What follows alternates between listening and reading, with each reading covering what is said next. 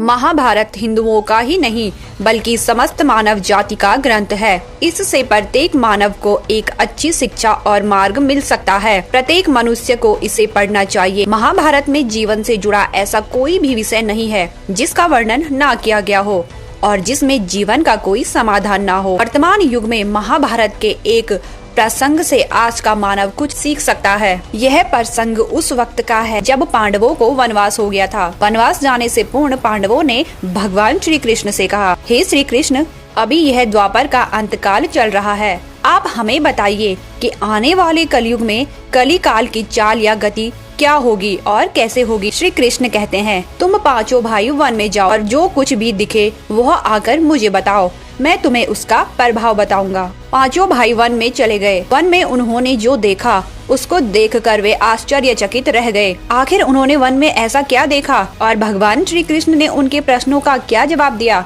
तो दोस्तों, जानते हैं कि भगवान श्री कृष्ण ने पांचों पांडवों को कलयुग के बारे में क्या क्या बताया। पांचों भाई जब वन में रहने लगे तो एक बार पांचों भाई अलग अलग दिशाओं में वन भ्रमण को निकले। युधिष्ठिर भ्रमण पर थे तो उन्होंने एक जगह पर देखा कि किसी हाथी की दो सूंड है। यह देखकर युधिष्ठिर आश्चर्यचकित रह गए। अर्जुन दूसरी दिशा में भ्रमण पर थे।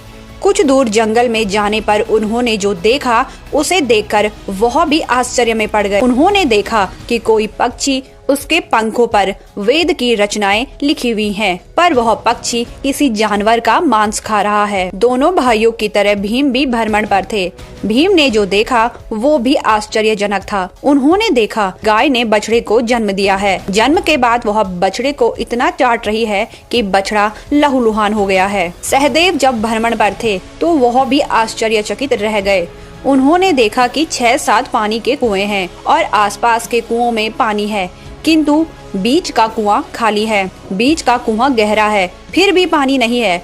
उन्हें यह देखकर घोर आश्चर्य हुआ। नकुल भी भ्रमण पर थे और उन्होंने भी एक आश्चर्यजनक घटना देखी। नकुल ने देखा कि एक पहाड़ के ऊपर से बड़ी सी शिला लुढ़कती हुई आती है और कितने ही वृक्षों से टकराकर उसको नीचे गिराते हुए आगे बढ़ जाती है। विशालकाय वृक्ष भी उसे रोक ना सके। अंत में एक अत्यंत छोटे पौधे का स्पर्श होते ही वह स्थिर हो गई। पांचों भाइयों ने अपने देखे गए दृश्य की चर्चा की और शाम को भगवान श्री कृष्ण को अपने अनुभव सुनाए। सबसे पहले युधिष्ठिर ने कहा कि मैंने तो पहली बार 2 सूंड वाला हाथी देखा। यह मेरे लिए बहुत ही आश्चर्यजनक था। तब श्री कृष्ण कहते हैं, हे धर्मराज, अब तुम कली काल की सुनो। कलयुग में ऐसे लोगों का राज्य होगा जो दोनों ओर से शोषण करेंगे, बोलेंगे कुछ और करेंगे कुछ और, मन में कुछ और होगा और कर्मों में कुछ और होगा। कलयुग में ऐसे ही लोगों का राज्य होगा। युधिष्ठिर के बाद अर्जुन ने कहा कि मैंने जो देखा वो तो इससे भी ज्यादा आश्चर्यजनक था। मैंने देखा कि एक पक्षी के पंखों पर वेदों की रचनाएं लिखी हुई हैं और वह पक्षी जानवर का मांस खा रहा है। तब श्री कृष्ण कहते हैं, इसी प्रकार कलयुग में ऐसे लोग रहेंगे जो बड़े ज्ञानी और ध्यानी कहलाएंगे। वे ज्ञान की चर्चा तो करेंगे लेकिन उनके आचरण राक्षसी होंगे। बड़े पंडित और विद्वान कहलाएंगे, किंतु वो यही देखते रहेंगे कि कौन सा मनुष्य मरे और हमारे नाम संपत्ति कर जाए। हे अर्जुन, संस्था के व्यक्ति विचारेंगे कि कौन सा मनुष्य मरे और संस्था हमारे नाम हो जाए। हर जाति के प्रमुख पद पर बैठे विचार करेंगे कि कब किसका श्राद्ध हो, कौन कब किस पद से हटे और हम उस पद पर चढ़े। चाहे कितने भी बड़े लोग होंगे, किंतु उनकी दृष्टि तो धन और पद के ऊपर ही रहेगी। ऐसे लोगों की बहुतायत होगी, कोई कोई विरला ही संत पुरुष होगा। अर्जुन के सवाल के जवाब के बाद भीम ने अपना अनुभव सुनाया। भीम ने कहा कि मैंने देखा कि गाय अपने बछड़े को इतना चाटती है कि बछड़ा लहूलुहान ही हो जाता है। तब श्री कृष्ण कहते हैं, कलयुग का मनुष्य शिशुपाल हो जाएगा।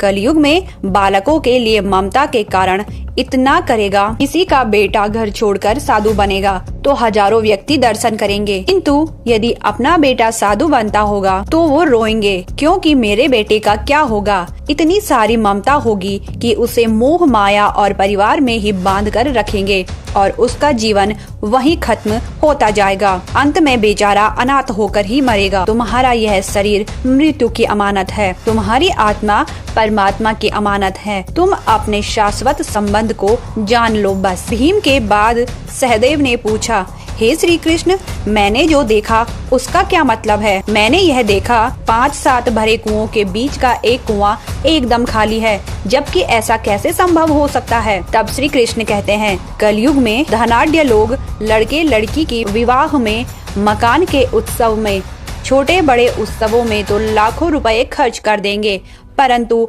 पड़ोस में ही यदि कोई भूखा प्यासा होगा, यह नहीं देखेंगे कि उसका पेट भरा है या नहीं। उनका अपना ही सगा भूख से मर जाएगा और वे देखते रहेंगे। दूसरी ओर मौज, मदिरा, मांस भक्षण, सुंदरता और व्यसन में पैसे उड़ा देंगे, किंतु किसी के 2 आंसू पोंछने में उनकी रुचि न होगी।